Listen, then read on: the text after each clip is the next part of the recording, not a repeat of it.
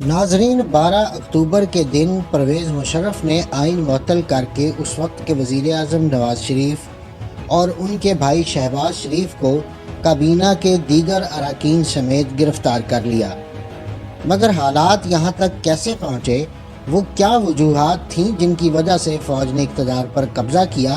ناظرین، کسی سنسنی خیز فلم کی طرح دیکھنے والے کے اعصاب کو مسلسل تناؤ میں رکھنے والے واقعات کا آغاز شام 5 بجے ٹیلی ویژن کے ایک خصوصی نیوز بلٹن سے ہوا اور رات 1:40 پر یہ فلم اپنے نقطہ عروج پر اس وقت پہنچی جب جنرل پرویز مشرف کیمرے کے سامنے آئے۔ اس وقت وہ شدید اعصابی تناؤ کا شکار دکھائی دیے، چنانچہ کیمرے بند کر کے انہیں جوس پیش کیا گیا اور مشورہ دیا گیا کہ کچھ دیر وہ آرام کر لیں۔ ناظرین، 12 اکتوبر 1999 ایک ایسا موقع تھا جب تاریخ میں پہلی بار اختیار نہ کسی آرمی چیف کے ہاتھ میں تھا۔ پاکستان ٹیلی ویژن نے جب یہ اطلاع نشر کی کہ وزیر اعظم نواز شریف نے chief of army staff general Pervez Musharraf کو ریٹائر کر کے جنرل ضیاء الدین کو یہ منصب سونپ دیا ہے، تو پاکستان کے عوام اور خاص طور پر ملک کے طول و عرض میں پھیلی ہوئی بہت سی فوجی چھاؤنیوں میں سنسنی کی لہر دوڑ گئی اور سینئر فوجی افسران ایک دوسرے سے رابطے میں مصروف ہو گئے کہ اب کیا کرنا ہے۔ ناظرین، انٹر سروسز پبلک ریلیشنز یعنی ISPR کراچی کے ڈائریکٹر کرنل اشفاق حسین نے اپنی کتاب جنٹل مین استغفر اللہ میں ان رابطوں کی تفصیل بیان کی ہے۔ واقعات کی ترتیب کے اعتبار سے پہلا فون 5 کور یعنی کراچی کور کے chief of staff brigadier Tariq Sohail نے کور کمانڈر جنرل عثمانی کو کیا، جنہوں نے اپنے باس کو فوج کی کمان میں کی جانے والی تبدیلی سے آگاہ کیا۔ بریگیڈیئر طارق کو یہ اطلاع ٹیلی ویژن سے ملی تھی۔ جنرل عثمانی کو دوسرا فون وزیر اعظم ہاؤس سے کسی نے کیا، جس میں انہیں بتایا گیا کہ وزیر اعظم کو آپ کے علیل بیٹے کی صحت کے بارے میں بہت تشویش ہے اور اگر آپ چاہیں تو علاج کے لیے اسے بیرون ملک بھجوایا جا سکتا ہے۔ جنرل عثمانی کو تیسرا phone chief of lieutenant staff general Mahmood نے کیا اور ان سے مشورہ چاہا کہ اب کیا کیا جائے۔ مسلح افواج کے ان دونوں ذمہ داران کے درمیان ہونے والی بات چیت مختصر لیکن واضح تھی، جس کے بعد جسے بھی جو کرنا تھا اس کے ذہن میں کوئی شک باقی نہ رہا۔ اس فون کال کے دوران جنرل عثمانی نے جنرل محمود سے سوال کیا، کیا ایسی صورتحال کے بارے میں جنرل مشرف نے کچھ ہدایات دی تھیں؟ جنرل محمود نے جواب دیا، جی۔ جنرل عثمانی کا جواب تھا کہ بس تو پھر ان ہدایات پر عمل کیا جائے۔ جنرل عثمانی اور جنرل محمود کے درمیان ہونے والے اس مکالمے سے اس تاثر کی نفی ہوتی ہے کہ فوج اقتدار سنبھالنے کے لیے تیار نہ تھی۔ اس سلسلے میں جنرل مشرف کے کئی بیانات بھی ریکارڈ پر موجود ہیں اور اپنی کتاب سب سے پہلے پاکستان میں بھی انہوں نے کچھ اسی قسم کی بات کی ہے، لیکن اسی کتاب میں انہوں نے یہ بھی لکھا ہے کہ جنرل عزیز جانتے تھے کہ انہیں کیا کرنا ہے۔ جنرل شاہد عزیز کو کیا کرنا تھا، اس کی تفصیلات جنرل شاہد عزیز نے اپنی کتاب یہ خاموشی کہاں تک میں بیان کی ہیں اور لکھا ہے کہ نہایت احتیاط سے پورا منصوبہ تیار کر لیا گیا تھا، جس کی تفصیلات قابل اعتماد جنرلوں کے لیپ ٹاپ میں بھی موجود تھیں۔ جنرل عثمانی کو چوتھا فون تھوڑی ہی دیر پہلے وزیر اعظم کی طرف سے نامزد کیے جانے والے chief of army staff general Zia الدین نے کیا، جنہوں نے اپنے تقرر نیز نئی تبدیلیوں سے آگاہ کرنے کے بعد انہیں ہدایت دی کہ وہ ایئرپورٹ پر جا کر جنرل مشرف کا استقبال کریں اور انہیں پورے احترام سے آرمی ہاؤس پہنچا دیں۔ ناظرین، ابھی یہ فون بند ہی ہوا ہوگا کہ فون کی گھنٹی ایک بار پھر بج اٹھی۔ اس بار دوسری طرف وزیر اعظم نواز شریف کے military secretary brigadier Javed Iqbal تھے۔ ان کا پیغام مختصر اور واضح تھا کہ جنرل مشرف کو پروٹوکول دینے کی کوئی ضرورت نہیں اور یہ کہ انہیں آرمی ہاؤس میں محبوس کر دیا جائے۔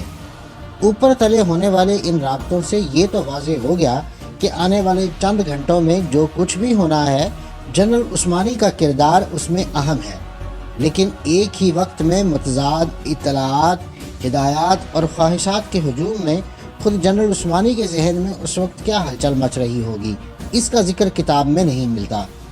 البتہ وہ ایک مختصر جملہ جو انہوں نے جنرل محمود سے کہا تھا ان کے ذہن کو سمجھنے میں مدد دیتا ہے، یعنی جنرل مشرف کی ہدایات پر عمل درآمد ہوگا۔ لیکن ایسا محسوس ہوتا ہے کہ کراچی کے برعکس راولپنڈی میں لوگوں کا ذہن ابھی واضح نہیں تھا، خاص طور پر جنرل محمود کا، جو منتظر تھے کہ طیارہ اترنے کے بعد حالات کس رخ پر جاتے ہیں۔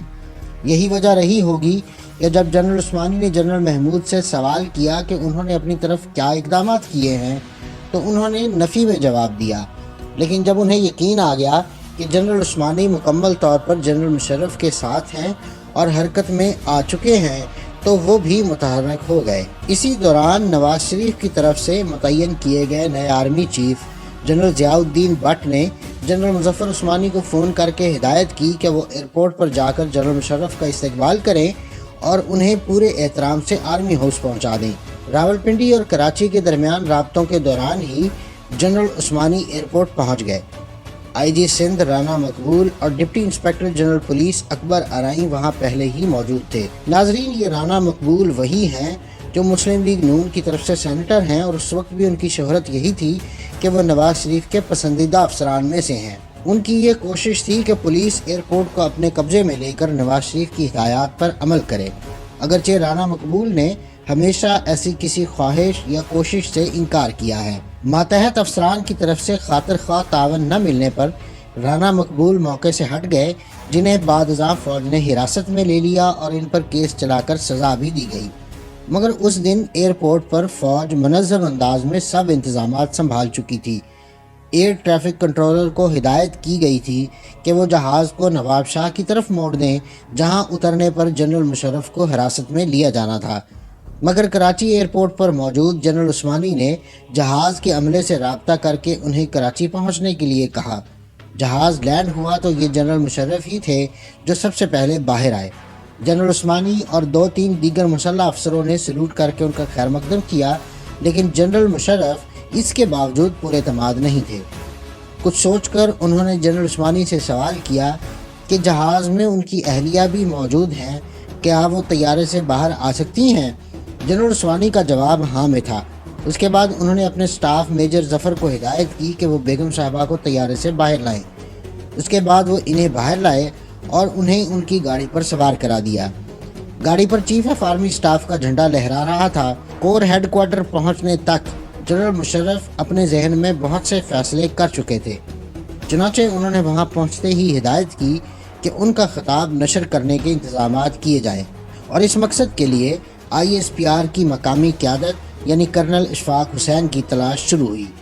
وہ ابتدائی چند گھنٹوں تک راولپنڈی میں ISPR کی مرکزی کمانڈ سے ہدایات حاصل کرنے کے لیے رابطوں کی کوشش میں ناکامی کے بعد کور کمانڈر کی رہائش گاہ فلیگ سٹاف ہاؤس اور آرمی ہاؤس سے ہوتے ہوئے کور کمانڈر آفس پہنچے تو انہیں معلوم ہوا کہ تقریر لکھی جا رہی ہے، چنانچہ وہ اسے نشر کرانے کے انتظامات میں مصروف ہو گئے۔ انہوں نے PTV کی ریکارڈنگ ٹیم کو ہیڈ کوارٹر بھیجنے کی ہدایت دی تو ڈائریکٹر کرنٹ افیئرز اطہر وقار عظیم نے اپنی بے بسی کا اظہار کیا اور کہا کہ یہ کام اسی صورت میں ممکن ہے اگر وہ خود وہاں پہنچ کر اس کے انتظامات کریں۔ اس وقت فوج نے PTV کراچی کی ناکہ بندی کر رکھی تھی، کسی کا اندر جانا اور باہر نکلنا ناممکن تھا۔ کرنل اشفاق وہاں پہنچے تو دیکھا کہ TV کا عملہ گزشتہ کئی گھنٹوں سے وہاں بھوکا پیاسا محسوس تھا۔ انہوں نے غیر ضروری عملے کے وہاں سے نکلنے کے انتظامات اور دیگر لوگوں کے کھانے پینے کا بندوبست کیا اور ہدایت کی کہ ٹیلی ویژن سے یہ اعلان نشر کیا جائے کہ جنرل مشرف کچھ دیر کے بعد قوم سے خطاب کریں گے، مگر اطہر وقار عظیم نے انہیں بتایا کہ TV کا سگنل بند ہے، اس لیے یہ اعلان نہیں کیا جا سکتا۔ تاہم چند منٹ کے رابطوں کے بعد کرنل اشفاق ٹیلی ویژن کی نشریات بحال کرانے میں کامیاب ہو گئے، اور اس طرح جنرل مشرف کے خطاب کی اطلاع نشر کرنے کی راہ سے یہ رکاوٹ بھی دور ہو گئی۔ اعلان نشر کرنے کا انتظام تو ہو گیا، لیکن اب ان لوگوں کے سامنے یہ سوال آن کھڑا ہوا کہ جنرل مشرف کس حیثیت سے قوم سے خطاب کریں گے۔ کرنل اشفاق نے لکھا ہے کہ جب وہ کور ہیڈ کوارٹر سے روانہ ہوئے تھے تو اس وقت تک یہ سوال ان کے سامنے نہیں تھا۔ اس کا مطلب یہ تھا کہ اب فیصلے کی تمام تر ذمہ داری ان پر آ پڑی تھی۔ تاہم ایک لمبی سوچ بچار کے بعد انہوں نے ہدایت کی کہ صرف اتنا اعلان نشر کیا جائے کہ چیف آف آرمی سٹاف قوم سے خطاب کریں گے۔ عام حالات میں اگر ایسی اطلاع زبانی بھی دی جاتی تو کافی ہوتا، لیکن اس وقت چونکہ صورتحال غیر معمولی تھی اور ٹیلی ویژن والے بہت محتاط تھے، یہی سبب تھا کہ انہوں نے اعلان کی عبارت لکھ کر دینے کا مطالبہ کیا۔ کرنل اشفاق نے جب یہ اعلان اپنے ہاتھ سے لکھ کر ان کے حوالے کیا تو اس پر دستخط کرنے کا مطالبہ بھی کیا گیا، جسے انہوں نے پورا کیا۔ کرنل اشفاق ٹیلی ویژن کی ٹیم لے کر کور ہیڈ کوارٹر پہنچے اور ریکارڈنگ کے انتظامات شروع کر دیے۔ اس دوران میں تقریر بھی تیار ہو چکی تھی۔ تقریر کرنل اشفاق کے حوالے کی گئی کہ ایک نگاہ وہ بھی اس پر ڈال لیں۔ جنرل مشرف نے اپنی کتاب سب سے پہلے پاکستان میں لکھا ہے کہ میں نے تقریر اپنے ہاتھ سے لکھنی شروع کر دی۔ جب وہ مکمل ہو گئی تو ساتھیوں نے اس کی منظوری دی۔ یہ ساتھی کون تھے؟ کتاب ان کے بارے میں خاموش ہے۔ کرنل اشفاق کے مطابق یہ تقریر منگلا کورس سے تعلق رکھنے والے ایک میجر جنرل اقبال نے لکھی تھی۔ یہ فوجی انداز میں لکھی گئی ایک تحریر تھی جسے تقریر کی زبان میں بدلنے کے لیے کافی محنت کی ضرورت تھی۔ کرنل اشفاق نے جنرل عثمانی کو اپنی رائے بتائی تو انہوں نے کہا کہ فوراً نئی تقریر لکھ دو، جس پر انہیں بتایا گیا کہ اس میں وقت لگے گا اور اگر انہوں نے تقریر جلد تیار کر لی تو بھی اس پر نظر ثانی کی ضرورت ہوگی، نئی تجاویز سامنے آئیں گی اور اس طرح بہت تاخیر ہو جائے گی اور قوم انتظار کی سولی پر ٹنگی رہے گی۔ پھر کیا کیا جائے؟ جنرل عثمانی نے الجھ کر سوال کیا۔ اس پر کرنل اشفاق نے تجویز پیش کی کہ اکٹھے بیٹھ کر تقریر تیار کر لی جائے۔ اکٹھے سے ان کی مراد یہ تھی کہ اس میں 3 افراد شامل ہوں، یعنی جنرل پرویز مشرف، جنرل مظفر عثمانی اور کرنل اشفاق۔ ایک ایک پیرا کر کے کرنل اشفاق تقریر لکھتے چلے گئے اور اس کی منظوری ملتی چلی گئی۔ اب تقریر ریکارڈنگ کے لیے تیار تھی، لیکن اب سوال یہ درپیش تھا کہ جنرل صاحب کس لباس میں تقریر ریکارڈ کروائیں گے۔ جنرل صاحب اس وقت غیر فوجی لباس میں تھے۔ فیصلہ ہوا کہ وہ کمانڈو کی وردی میں قوم کے سامنے آئیں گے۔ چنانچہ کسی کمانڈو کو تلاش کر کے اس کی جیکٹ لی گئی جو جنرل صاحب کے سائز سے کافی بڑی تھی، جسے کلپ لگا کر ان کے جسم کے برابر کرنے کی کوشش کی گئی، لیکن یہ کوشش ناکام ہو گئی کیونکہ جیکٹ کا سائز ان کے جسم سے بہت زیادہ بڑا تھا، جس کا اندازہ دیکھنے سے واضح طور پر ہو رہا تھا۔ یونیفارم پر اسے پہننے والے کا نام بھی ہوتا ہے۔ جنرل صاحب کی یونیفارم پر ان کا پورا نام ہوتا تھا، یعنی انگریزی میں پرویز مشرف۔ اس وقت یہ مکمل نام دستیاب نہیں ہو سکتا تھا، لہٰذا وہاں پرویز نام کے کسی فوجی کا بیج حاصل کیا گیا۔ جنرل مشرف یہ تقریر لے کر کور کمانڈر کے دفتر میں چلے گئے جہاں ریکارڈنگ کا انتظام کیا گیا تھا۔ جنرل صاحب سے درخواست کی گئی کہ وہ تقریر کا پہلا پیرا بطور ریہرسل پڑھ دیں۔ جنرل مشرف نے اسے پڑھا تو ان کے لہجے پر سفر کی تھکن اور اعصابی دباؤ کے آثار نمایاں تھے۔ یوں کرنل اشفاق اب ایک اور مشکل مرحلے سے دوچار ہو گئے۔ فوج کے سربراہ کے سامنے، اور وہ بھی ایسا جو اب ملک کے سیاہ و سفید کا مالک تھا، یہ کہنا آسان نہ تھا کہ وہ اعصابی تناؤ کا شکار ہیں۔ اس کے باوجود وہ آگے بڑھے اور انہوں نے جنرل مشرف سے درخواست کی کہ ان کے لیے جوس منگوا لیا گیا ہے، براہ کرم وہ اس سے لطف اندوز ہوں اور اپنے لہجے میں توانائی پیدا کرنے کے بعد ریکارڈنگ کرانے کی ایک کوشش اور کریں۔ جنرل صاحب اس مطالبے پر چونک گئے اور سوالیہ نگاہوں سے جنرل عثمانی کی طرف دیکھا۔ جنرل عثمانی نے کیمروں کی طرف دیکھتے ہوئے کہا، وقتی طور پر تو یہی لوگ اتھارٹی ہیں۔ جنرل مشرف کے چہرے پر بھی مسکراہٹ پھیل گئی۔ اس کے بعد انہوں نے اعتماد کے ساتھ تقریر ریکارڈ کروائی۔ ریکارڈنگ مکمل ہونے پر ایک اور مشکل مرحلہ پیش آ گیا۔ آخری پیراگراف میں ان سے 2 الفاظ کی ادائیگی کے دوران فمبل ہو گئے تھے، جسے کرنل اشفاق نے محسوس کیا یا پھر اطہر وقار عظیم نے۔ جنرل صاحب کو آگاہ کیا گیا تو انہوں نے ذرا گھبراہٹ سے پوچھا کہ کیا پوری تقریر دوبارہ ریکارڈ ہوگی؟ انہیں بتایا گیا نہیں، صرف آخری پیرا۔ یوں انہوں نے مطمئن ہو کر یہ پیرا دوبارہ ریکارڈ کروا دیا۔ رات 1:40 پر یہ کام مکمل ہوا، تاہم جنرل مشرف نے لکھا ہے کہ ایسا 2:30 بجے شب ہوا تھا۔ ریکارڈنگ مکمل ہوئی تو سب نے اطمینان کا سانس لیا، لیکن ایک امتحان ابھی باقی تھا۔ ٹیلی ویژن کا ایک افسر کرنل اشفاق کے پاس آیا اور سوال کیا کہ تقریر نشر کرتے وقت کیا پروٹوکول اختیار کیا جائے۔ دراصل سربراہ مملکت کے خطاب سے قبل قومی ترانہ بجایا جاتا ہے، مگر کرنل اشفاق نے انہیں بتایا کہ جنرل صاحب چونکہ ابھی صرف چیف آف آرمی اسٹاف ہیں، لہٰذا بہتر یہی ہوگا کہ قومی ترانہ نہ بجایا جائے۔ یوں تمام مراحل مکمل کرنے کے بعد یہ تقریر رات 2:45 پر نشر کرنے کی نوبت آئی۔ کرنل اشفاق کہتے ہیں کہ ایک علامت کے طور پر قومی ترانے کے نہ چلائے جانے اور چیف مارشل لا ایڈمنسٹریٹر کی بجائے صرف آرمی چیف کی حیثیت سے ان کی تقریر کے نشر کرانے کے پس پشت ایک حکمت یہ بھی پوشیدہ تھی کہ ممکن ہے آگے چل کر دانائی غالب آ جائے اور 17 اگست کے واقعے میں جنرل اسلم بیگ نے جیسے چیئرمین سینٹ کو صدارت کا منصب سنبھال کر ماشاء اللہ کا راستہ روکا تھا، ایسی ہی کوئی صورتحال اب بھی پیدا ہو جائے۔ لیکن جنرل مشرف نے اپنی تقریر میں اپنے لیے چیف ایگزیکٹو کے عہدے کا اعلان کر کے یہ راستہ بند کر دیا، اور یوں قوم ایک ایسے سفر پر ایک بار پھر گامزن ہو گئی جس کا تجربہ اسے پہلے بھی کئی بار ہو چکا تھا۔ پرویز مشرف نے نواز شریف پر طیارہ اغوا کرنے کا مقدمہ چلایا۔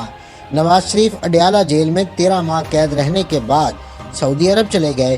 سپریم کورٹ نے فوجی اقدام کی توثیق کر کے انتخابات اور اصلاحات کے لیے فوجی حکومت کو 3 سال کا وقت دے دیا۔ سپریم کورٹ سے 3 سال کا وقت حاصل کرنے والی فوجی حکومت 8 سال قائم رہی۔ 3 نومبر 2007 کو پرویز مشرف نے ایمرجنسی نافذ کرتے ہوئے 1973 کے آئین کو معطل کر دیا، جس کی وجہ سے چیف جسٹس آف پاکستان سمیت اعلیٰ عدلیہ کے 61 ججز فارغ ہو گئے۔ Chief justice of Pakistan Iftikhar Muhammad Chaudhry کی رہنمائی میں وکلاء کی تحریک ملک گیر عوامی تحریک بن گئی۔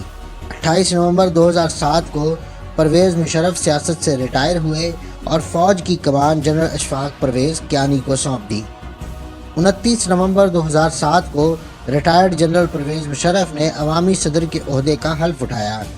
15 دسمبر 2007 کو پرویز مشرف نے ایمرجنسی ختم کی اور عبوری حکم نامہ PCO واپس لے لیا اور صدارتی فرمانوں یعنی آرڈیننسز کے ذریعے ترمیم شدہ آئین کو بحال کیا۔ سپریم کورٹ، ہائی کورٹس اور وفاقی شرعی عدالتوں کے چیف جسٹس اور ججز نے ایک بار پھر حلف اٹھایا۔ 18 اگست 2008 کو پرویز مشرف کو استعفیٰ دینا پڑا اور یوں ملک سے ان کے طویل دور کا خاتمہ ہو گیا۔ ناظرین، یہ تھی آج کی ویڈیو۔ اگلی ویڈیو تک کے لیے مجھے اجازت دیجیے۔ اللہ حافظ۔